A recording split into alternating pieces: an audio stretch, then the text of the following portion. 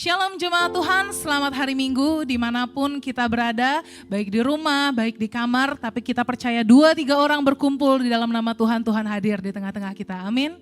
Mari sama-sama kita siapkan hati kita berikan persembahan yang terbaik untuk Tuhan kita. Kami datang ke hadirat-Mu ya Tuhan, thank you Lord, thank you Jesus. Terima kasih Yesus, kami mau datang ke hadirat-Mu Tuhan. Kami mau membawa persembahan yang terbaik untuk Engkau, Yesus.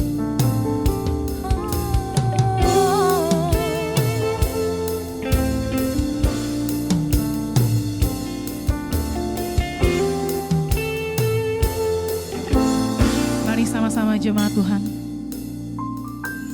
Ku datang dengan syukurku,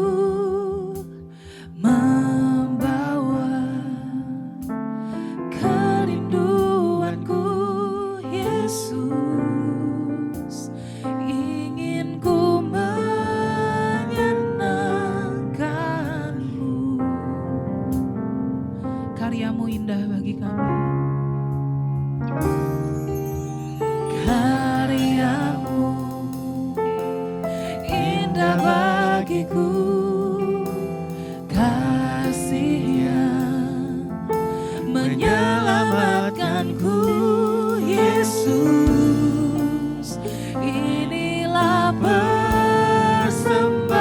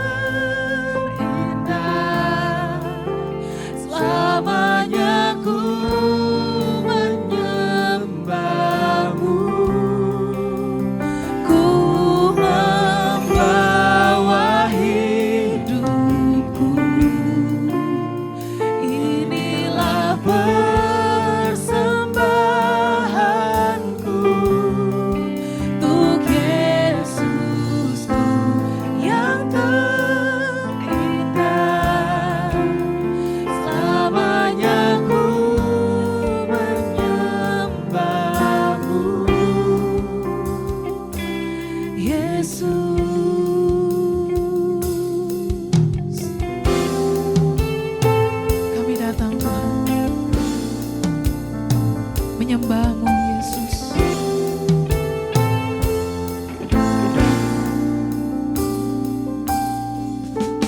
Ku datang dengan syukurku, membawa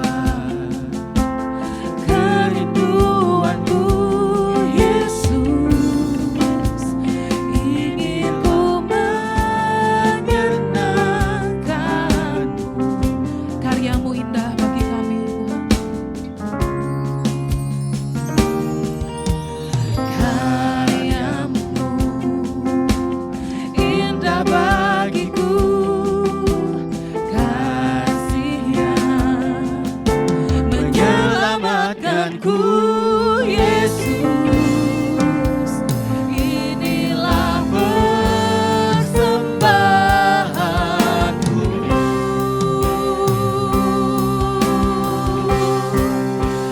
Ku membawa hatiku, hanya Engkau di hidupku, Yesus.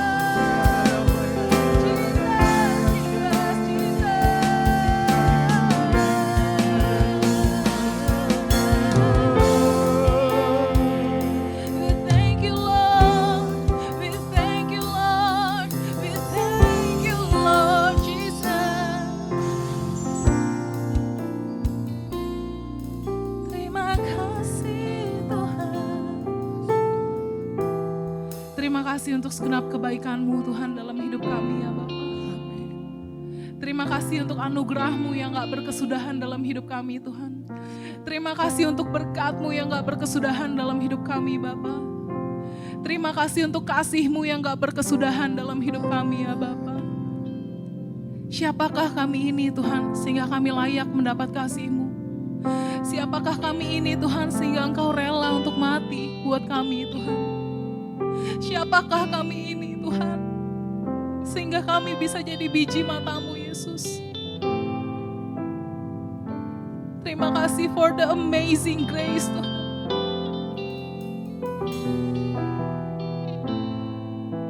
Makasih Yesus.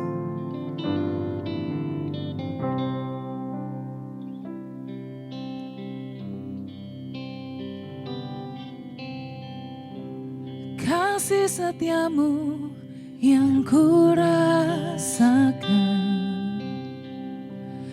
lebih tinggi dari langit biru. Kebaikan-Mu yang telah Kau nyatakan lebih dalam dari lautan.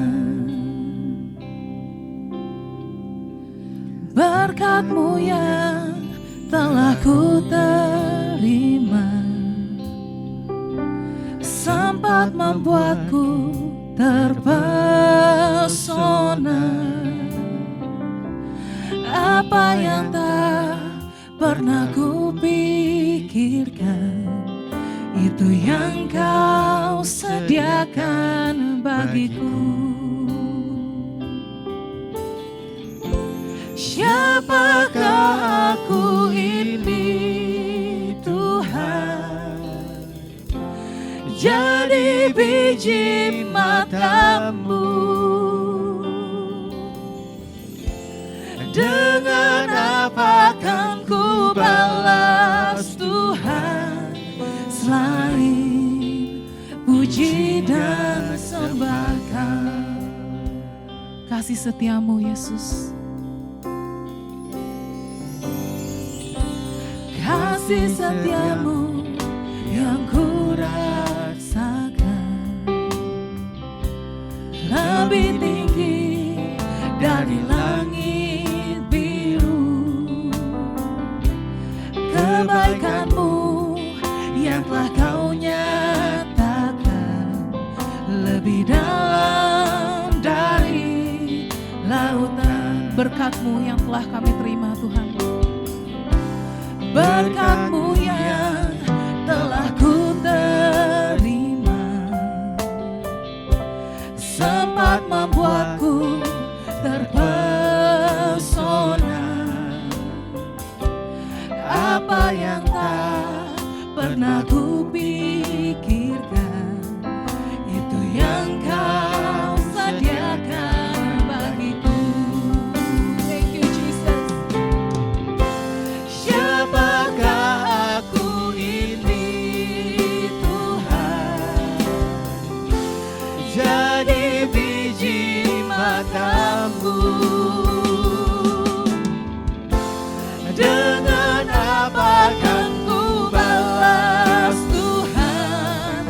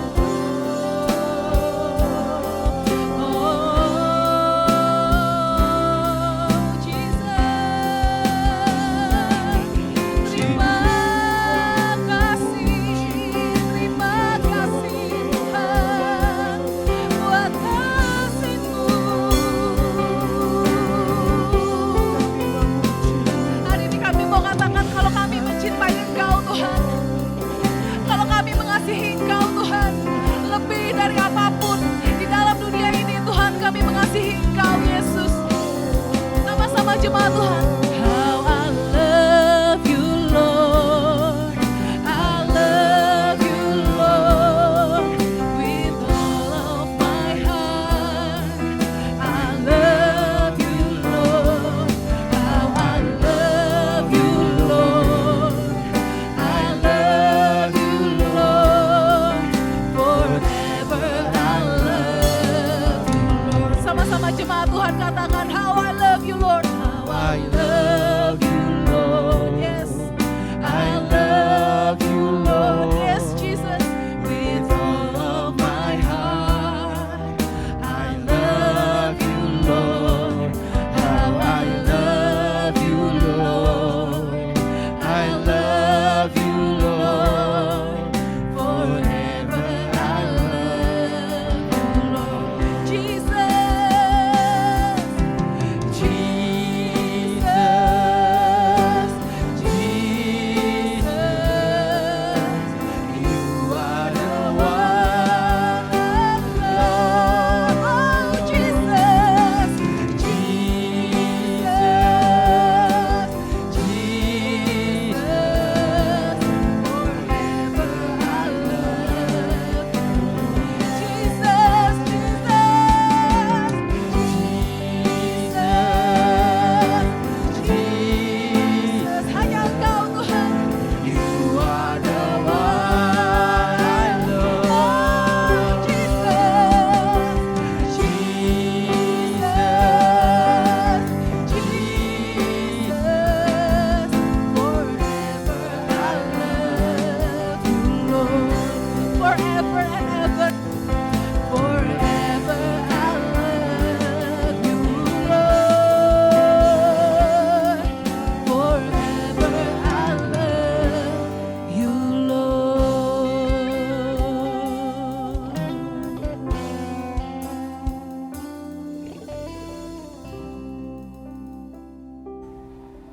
Bapa, kami bersyukur Tuhan untuk kesempatan pada hari ini kami boleh beribadah bersama-sama walaupun secara online. Kami percaya akan kehadiran-Mu Tuhan, biar kuasa-Mu melawat setiap kami. Tuhan, urapi kami semua dan urapi juga hamba-Mu untuk menyampaikan isi hati Tuhan. Di dalam nama Tuhan Yesus kami berdoa dan bersyukur. Amin. Shalom Bapak Ibu, senang sekali berjumpa kembali walaupun secara online. Saya percaya Tuhan menyertai setiap kita dan akan melawat kita semua. Bapak Ibu, hari ini firman Tuhan akan saya beri judul Semak Duri. Tuhan Yesus menggambarkan bahwa firman Tuhan yang ditabur itu seperti benih, dan benih itu ditaburkan di 4 jenis tanah. Yang pertama adalah di tepi jalan, yang kemudian di tanah yang berbatu, di tengah semak duri, dan di tanah yang subur. Dan hari ini kita akan membahas yang jatuh di tengah semak duri. Sebelumnya mari kita baca dulu Markus 4 ayat 18 sampai 19.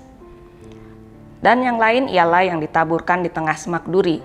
Itulah yang mendengar firman itu, lalu kekhawatiran dunia ini dan tipu daya kekayaan dan keinginan-keinginan akan hal yang lain masuklah menghimpit firman itu sehingga tidak berbuah. Menarik ya Bapak Ibu, bahwa Tuhan itu menggambarkan kekhawatiran dunia, tipu daya kekayaan dan keinginan atau nafsu itu sebagai semak duri. Kita tahu bahwa kalau kita menabur benih di tengah-tengah semak duri, hasilnya tidak akan optimal. Taman atau lahan yang bagus itu adalah yang bebas dari semak-semak. Sebab kalau banyak semak-semaknya, taman itu akan jadi jelek ya Bapak Ibu. Semuanya akan ketutup dengan si semak-semak itu sendiri. Dan kalau kita perhatikan, entah di kebun Bapak Ibu sendiri, mungkin Bapak Ibu bisa lihat bahwa semak-semak itu mulai dari yang kecil-kecil, kalau dibiarkan itu akan semakin merajalela. Walaupun kita tidak menabur benihnya, tapi benih itu terbawa angin, terbawa oleh burung, jadi dia tuh langsung tumbuh sendiri, menutupi lahan-lahan yang kosong. Itu harus dicabut sampai ke akar-akarnya.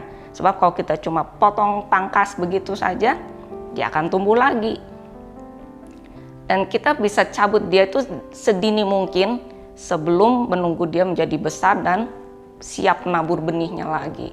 Kalau dia sudah menabur benih itu, semakin banyak pekerjaan kita, semakin penuh lahan kita dengan semak-semak.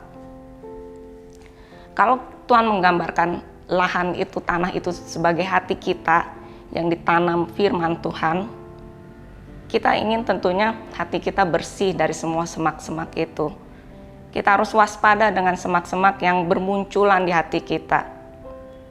Yesus katakan bahwa semak ini akan menghimpit, akan mencekik firman yang ditanam, sehingga kita tidak bisa berbuah, yang pasti tidak jadi berkat, malah menjadi batu sandungan atau cemoohan orang.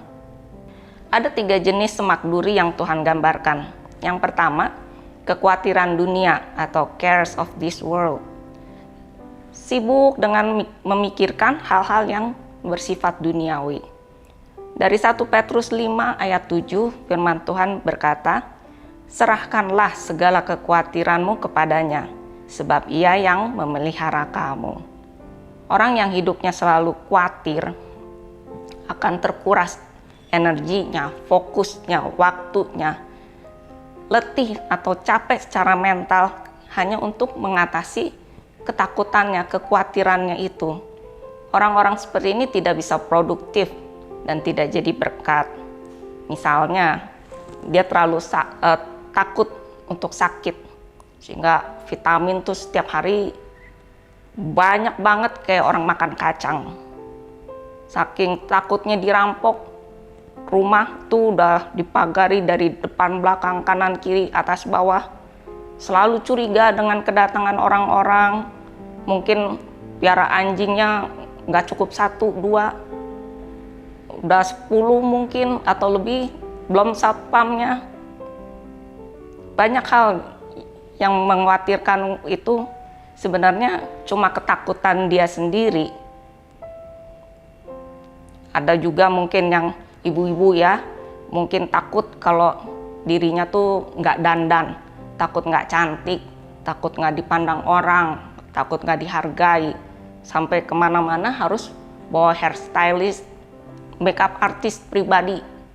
Wah, padahal firman Tuhan dalam Matius 6 ayat 27 berkata, "Siapakah di antara kamu yang karena kekhawatirannya dapat menambahkan sehasta saja pada jalan hidupnya?" Berarti Bapak Ibu, kekhawatiran itu tidak ada gunanya. Jadi serahkan semua kekhawatiran kita kepada Tuhan. Amin. Yang kedua, tipu daya kekayaan atau deceitfulness of riches. Tipu daya adalah kebohongan, suatu dusta. Kita pikir kalau kaya itu adalah segala-galanya. Udah jadi orang. Kalau belum kaya, belum jadi orang, baru orang-orangan. Kekayaan itu berarti bukti diberkati Tuhan. Padahal kalau kekayaan itu tidak bisa kita kendalikan, tangani dengan baik, itu akan menjadi jerat yang mematikan iman kita sendiri. Dalam Amsal 11 ayat 28, firman Tuhan berkata, "Siapa mempercayakan diri kepada kekayaannya akan jatuh, tetapi orang benar akan tumbuh seperti daun bunda." Dalam Pengkhotbah 5 ayat 10, "Siapa mencintai uang tidak akan puas dengan uang, dan siapa mencintai kekayaan tidak akan puas dengan penghasilannya. Ini pun sia-sia." Bapak Ibu, kita banyak ya sering menemukan orang tuh kerja mati-matian, saking takut hidup susah, takut nggak bisa mencapai apa yang dia inginkan, sampai pergi masih gelap, pulang udah gelap juga, nggak pernah memperhatikan keluarganya. Mungkin bapak-bapak akan terkejut, perasaan istriku baru melahirkan, kok sekarang udah minta uang pangkal sekolah ya, nggak pernah kenal dengan anaknya sendiri, nggak pernah main sama anak-anaknya, saking sibuknya mengejar uang. Atau mungkin juga dia sebenarnya nggak kekurangan, tapi pelitnya luar biasa karena takut miskin, nggak pernah mau berbagi, nggak peduli dengan orang tuanya kah, dengan saudara-saudaranya kah, saking takut jadi miskin kalau dia berbagi. Atau ada juga yang mungkin selalu ingin kelihatannya, penampilannya oke. Semua harus yang bermerek dan mewah-mewah. Sampai harus hutang sana sini untuk memenuhi gaya hidupnya yang boros. Ini kan suatu tipu daya dari kekayaan yang membuat orang menjadi jatuh ke dalam berbagai pencobaan. Dalam Ibrani 13 ayat 5 dikatakan, "Janganlah kamu menjadi hamba uang, dan cukupkanlah dirimu dengan apa yang ada padamu. Karena Allah telah berfirman, Aku sekali-kali tidak akan membiarkan engkau, dan aku sekali-kali tidak akan meninggalkan engkau." Memang diperlukan hikmat Bapak Ibu untuk mencukupkan diri itu. Perlu mengelola keuangan dengan bijak, supaya sebagaimana kita dapat, ya segitu harus cukup gitu. Dengan mencukupkan diri, kita justru akan merasa merdeka. Kita bisa enjoy dengan apa yang ada. Walaupun mungkin harus dengan seadanya, dengan sederhana, tapi kita bisa menikmatinya dengan bebas. Dan kita tidak iri gitu melihat apa yang menjadi milik orang lain, nggak ikut-ikutan harus seperti itu, sampai harus utang sana sini, nggak ngoyo ngejar-ngejar harta. Dan kita bisa bersyukur atas pemeliharaan Tuhan, karena Tuhan sesungguhnya tidak pernah melupakan anak-anaknya. Dia yang akan mencukupkan dan menyediakan segala yang kita perlu.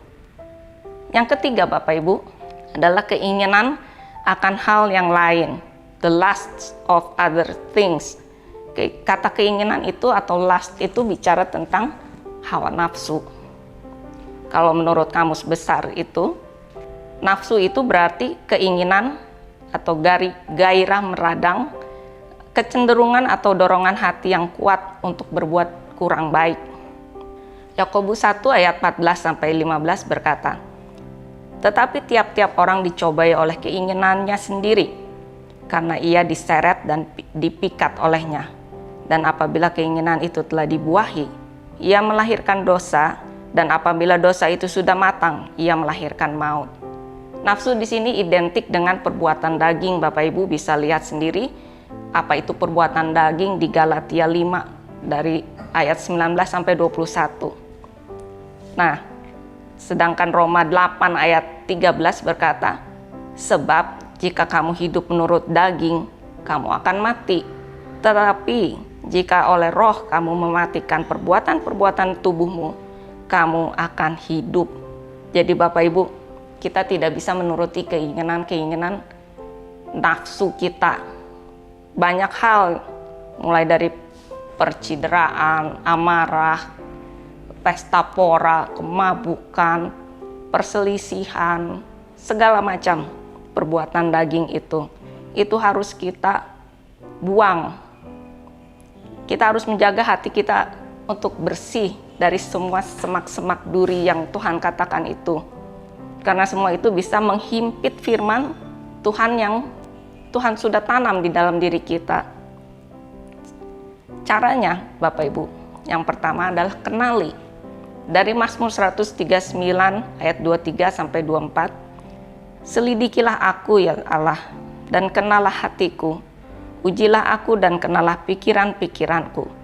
Lihatlah apakah jalanku serong, dan tuntunlah aku di jalan yang kekal." Minta Roh Kudus singkapkan hal-hal yang tersembunyi yang di dalam batin kita. Apakah di balik sikap ramah dan baik kita itu ada tersimpan dusta? Atau mungkin ada suap menyuap, ada korupsi, ada kebencian, amarah, atau apapun itu. Kita harus selidiki, kita harus kenali. Kalau itu bukanlah bagian dari yang Tuhan tanamkan di dalam hati kita. Dalam 2 Korintus 13 ayat 5, "Ujilah dirimu sendiri. Apakah kamu tetap tegak di dalam iman? Selidikilah dirimu. Apakah kamu tidak yakin akan dirimu bahwa Kristus Yesus ada di dalam kamu? Sebab jika tidak demikian, kamu tidak tahan uji." Yang kedua, cara yang untuk membuang semak duri itu adalah buang sampai akarnya. Kolose 3 ayat 8-10, "Tetapi sekarang buanglah semuanya ini, yaitu marah, geram, kejahatan, fitnah, dan kata-kata kotor yang keluar dari mulutmu. Jangan lagi kamu saling mendustai, karena kamu telah meninggalkan manusia lama serta kelakuannya, dan telah mengenakan manusia baru yang terus-menerus diperbarui untuk memperoleh pengetahuan yang benar menurut gambar Khaliknya. Nah, Bapak Ibu, kita harus selesaikan sampai ke akar-akarnya. Jangan cuman dari luar kelihatannya baik-baik, tetapi di dalamnya justru masih ada borok, masih ada kebusukan yang tersimpan, dan bukan cuma tersimpan, tapi justru menjalar kemana-mana. Itu akhirnya akan merusak iman kita. Kita tidak akan menjadi berkat buat banyak orang dan tidak memuliakan Tuhan. Yang ketiga, jaga hati. Amsal 4 ayat 23, jagalah hatimu dengan segala kewaspadaan, karena dari situlah terpancar kehidupan. Menjaga hati itu penting, Bapak Ibu.